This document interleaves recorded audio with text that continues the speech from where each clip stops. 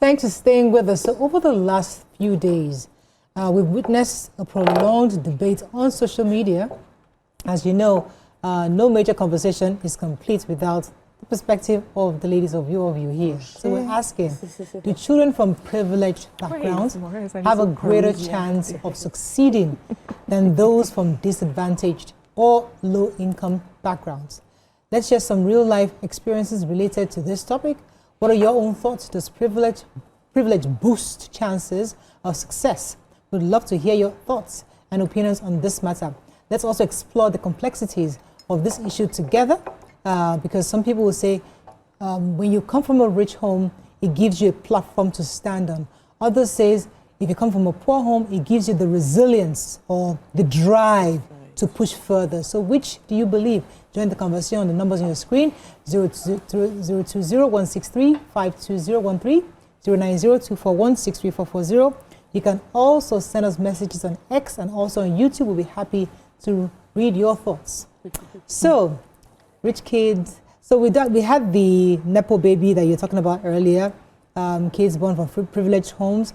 And then we're told that there's LAPO, which is the poorer kids. And then there's the NEPO, I think, which is supposed to be the middle class. These terms, I'm not even sure how they came about. But in your view, what do you think about this topic? Let me start with you.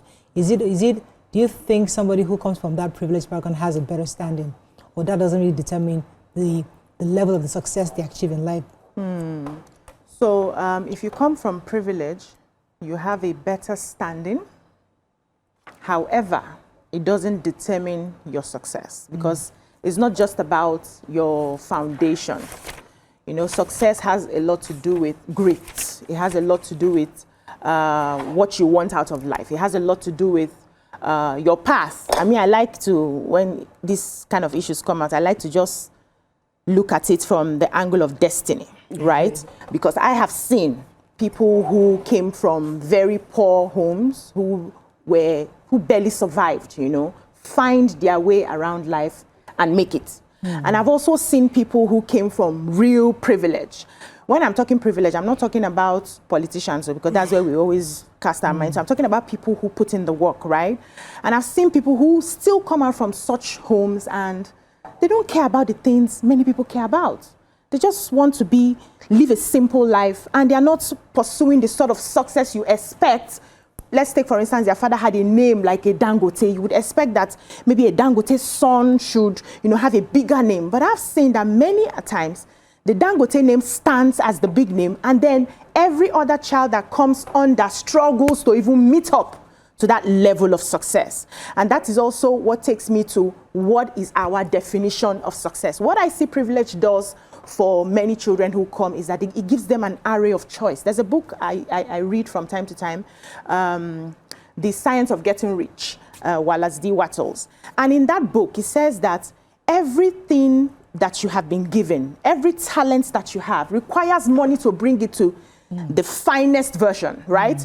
If I am interested in singing, and I grew up in a home where my father bought me the keyboard, you know, they put me in singing classes, blah, blah, blah, blah, blah, blah, blah, it will help me fine-tune the natural talent that I have. And I can now choose to either take it far or just have fun with it and drop it, right?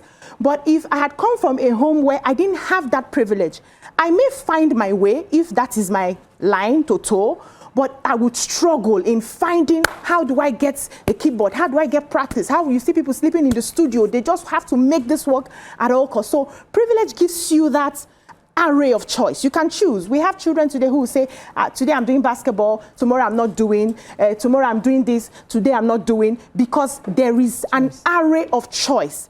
Now, in that choice, you can now decide according to one, your background. If you have, for instance, entrepreneurial parents who you see them put in the grind. You can have 3 children, for instance, and they are seeing you put in the grind, and one of them just decides that I just want to be lying down on my bed and be a kept wife.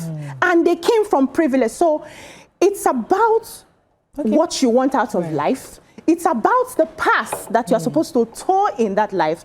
The privilege may assist you or not assist you, depending on how you take it. I hear that. But when you talk about choices, You know, isn't that the idea of choices also gives people that, I think what I was trying to say is that when you don't have a lot of choice, you are then zero, you are laser focused on one thing, and that pushes you further. Because maybe the issue of choices is even the problem. I mean, but let me come to you, Mary. What are your thoughts? Okay. Yeah, so whether we like it or not, being born into privilege offers you access to the world, to anything. True. And also depending on how privileged you are. Why do you think they say that some people won the genetic lottery or the just lottery at life? Is that when you came out and you opened your mouth and cried, many things were already sorted for you. Like, and you know what is so rare about it is there's usually 1% of like the whole world that get that sort of privilege and access. So let us recognize it for what it is, that there are some people without any doing of theirs, nothing, they were just born, but they were born into privilege. That exists. It opens doors for you. And for many people who say, hey, but it does not guarantee anything. The truth is, it guarantees that at least you have a decent life. Even if you don't push for success, when you fail, you will fail into luxury at home. You know, you just never be hungry. You can never be hungry. You can never be angry. There's something that my friend used to say when we were growing up. I used to wonder where she got it from. She'll be discussing, like she talk about people. She said, that one, they come from a house that they didn't need to lie. I just wonder why. Anytime you see someone from a privileged home, say this one, they didn't need to lie. I say, you didn't need to lie to survive. You didn't need to lie about what you really wanted to do. You have the access and the privilege to be anything you want to do. To wake up when you want to wake up and to go to sleep when you want to go to sleep. To be with whoever you want to be with. To try to go to school wherever you want. To decide to be as powerful or as successful as your parents, Mariam, or to be less than. Isn't that self-destructive? No. Let me tell you why it's self-destructive. Okay. Because somebody had suffered or somehow to get you to the point, that point. Yeah. Now, when you do that, you're not producing anything. You're not creating a new thing. Yeah. You're self-destroying because in your own mind, I am enjoying, I can do, because you now have kids. And then the next journey, before you know it, there's poverty right back because you are just self-destroying. That is another level. That is, you know, as we discuss it, you know, that will come up. But I just want us to recognize that there's some people that have a privilege maybe their parents did not even have. So this is something that a parent can be looking at a child, realizing I did everything for you. And also maybe their children will not have. It's a privileged position to be in, and just very few people have that. Now, does this mean that they become, that life would never work out for them? Yes, there's some people that have misused their opportunities. True.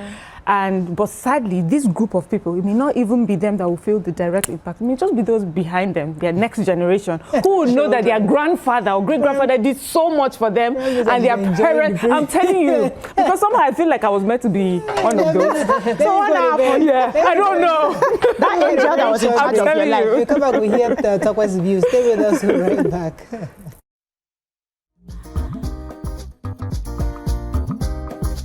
Stay tuned. Your View will be right back.